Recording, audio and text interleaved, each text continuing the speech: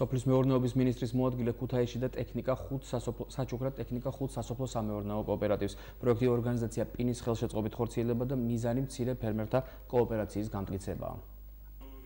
სოფლის მეურნეობის მინისტრის მოადგილისა და სასოფლო-სამეურნეო კოოპერატივების განვითარების თავმჯდომარის სამუშაო ვიზიტი იმერეთში. არასამთავრობო ორგანიზაცია პირმა პროექტის ფარგლებში პირველი რაუნდის საგრანტო კონკურსში გამარჯვებულ ფერმერებს ტექნიკა გადასცა. 5 სასოფლო-სამეურნეო კოოპერატივისთვის შეძენილი ტრაქტორები ფერმერთა მუშაობასა და განვითარებას ხელს კიდევ უფრო შეუწყობს. ფერმერებთან შეხვედრასა და ტრაქტორების გადაცემას დღეს სოფლის მეურნეობის მინისტრის მოადგილე დაესწრო. იმერეთის და რაჭის კოოპერატივებმა მიიღეს იმპარდისგან დახმარება.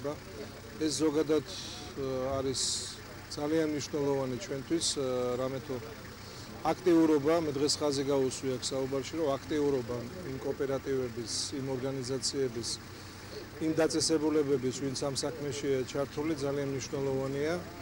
მომავალში სოფლის მეურნეობის სამინისტროს სტრატეგიის, პროგრამების და სხვა ღონისძიებების განსავითარებლად აი ესეთი პატარ-პატარა ღონისძიებები, ესეთი დონორები, ესეთი გვერდში დგომა ჯგუფების და დონორების მნიშვნელოვნად წაწევს წინ ჩვენ საქმეს. ევროკავშირის ფინანსური მხარდაჭერით საქართველოში ხორციელდება ემპარდის პროგრამა, რომლის ფარგლებშიც სასოფლო-სამეურნეო კოოპერატივების განვითარების მხარდაჭერა ხორციელდება. ანუ დღევანდელ დღეს უკვე ამ პროგრამის გამხორციელებელი არსებობს 4 არასამთავრობო ორგანიზაცია სახელმწიფოსთან ერთად, ერთობლივი კოორდინაციით ახორციელებს აღნიშნულ პროგრამას და სწორედ ერთ-ერთმა ორგანიზაციამ People in Need, ასეთი ჩეხური არასამთავრობო ორგანიზაცია, რომელმაც უკვე სხვა კონსორციუმებთან შედარებით უკვე მოახერხა და შეარჩია გარკვეული კოოპერატივები ფერმერებს.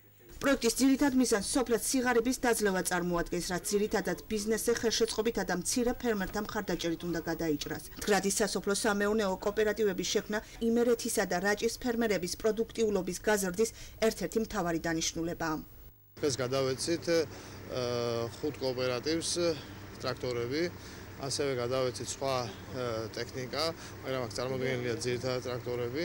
ასევე მომავალ წელს ჩვენს კიდევ ეპარის პროექტის ფარგლებში კიდევ გამოცხადდება კონკურსი, სადაც შეუძლია მონაწილეობა მიიღონ იმერეთის 7 რეგიონიდან და რაჭის ორივე რეგიონიდან წარმოდგენილმა გლეხთა გაერთიანებებმა, კოოპერატივებმა მათ შეუძლიათ მიიღოთ მონაწილეობა ჩვენს კონკურსში, დაწერო ბიზნეს გეგმა, ჩვენი დახმარებით რა თქმა უნდა და შემდეგ მიიღონ ის აქტივები, რომელიც მათი ბიზნეს განვითარებისათვის არის აუცილებელი. გაკვეთების და ფერმერების გაერთიანება იძლევა შედეგს იმისას, რომ ბაზრის პირველადი მოთხოვნილება, რაც გამოიხატება პროდუქციის რაოდენობაში, ხარისხში და მიწოდების სტაბილურობაში იყოს გარანტირებული. Უმრავლოდ მე მინდა პროექტის მისამართით ერთი თხოვნა გამოთქვა, რამდენად შესაძლებელია ამას ვერ ვიტყვი.